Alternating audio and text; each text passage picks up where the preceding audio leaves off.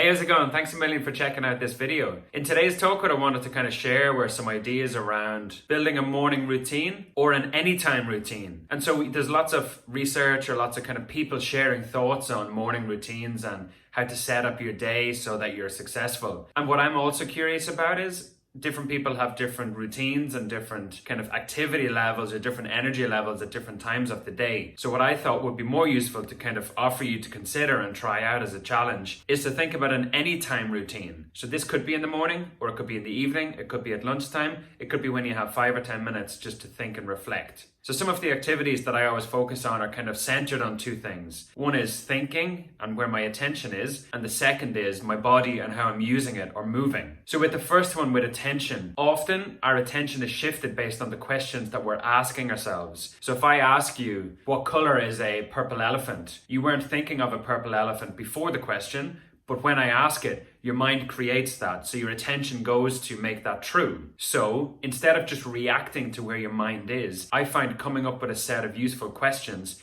helps usefully shift my attention to where I would rather it be. So instead of asking, why does this always happen to me? Instead, I would ask, what can I learn about this and about myself because of what has happened? Very different attention. One may reduce the effectiveness of how I carry out subsequent tasks after that. But if I ask a better question about the learning, it means that this is an opportunity and that I'm going to take something from it, even if it went wrong. So with failure, it's feedback. It's not necessarily a reason to give up. And using that feedback then to improve in the future is really helpful. So that was just an example to show you the power of asking different and better questions. Some of the questions I like to ask are, if this were easy, what would I do next? Another question may be, have I had fresh air today? Another question may be, who or what could help? Another question may be, what advice would I give myself if I was able to do this task? And that's just a couple of questions as quick suggestions, just to kind of show you the power of shifting your attention so that you're checking in,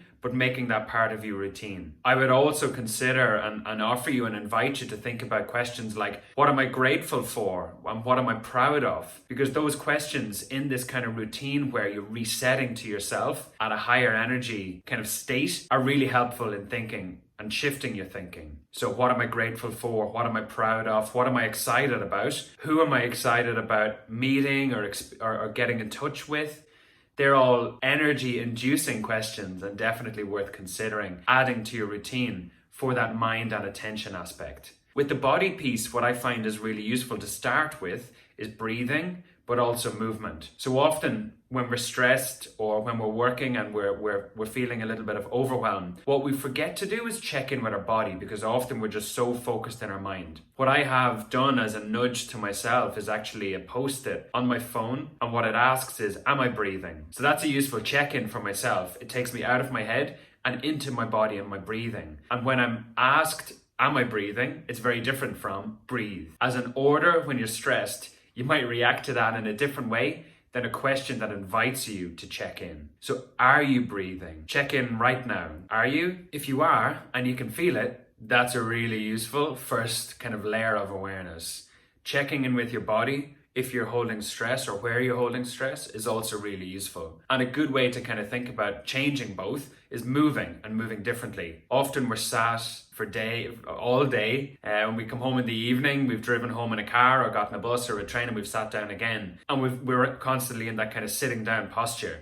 So changing our body, walking, maybe taking the stairs. If the building has many floors, it's really helpful to kind of take the stairs and change literally your physiology. And that can definitely change how you feel and then how you approach the subsequent tasks or things that you have to get done in the day. So just two areas to kind of think about. One is the mind, shifting the questions that you ask yourself, and one is the body. And adding those to a kind of morning or an evening routine is super helpful. Another kind of thing to think about is drinking water. Adding that to a routine is really helpful. We are often dehydrated. We snack often, probably because we're actually thirsty. Increased water is definitely something really useful. If you drink coffee, potentially going for a coffee and having somebody that you can interact with, that you get energy from as well, is really useful to break up and kind of shake up that kind of routine in a day, but definitely something to consider. And the other thing is maybe to check in and ask yourself, so maybe back to the questions and that kind of mindset shift around where your attention is is what are you learning? So what are you paying attention to that's improving who you are? We often forget how much learning there is in a day, and I write a kind of daily or weekly blog on LinkedIn called Today I Learned, or hashtag Today I Learned, and I document and try and extract from every day something that I've learned, and often I'm surprised when I look back how much I'm able to take and learn from a day. And so that's another invitation on shifting your attention. Instead of just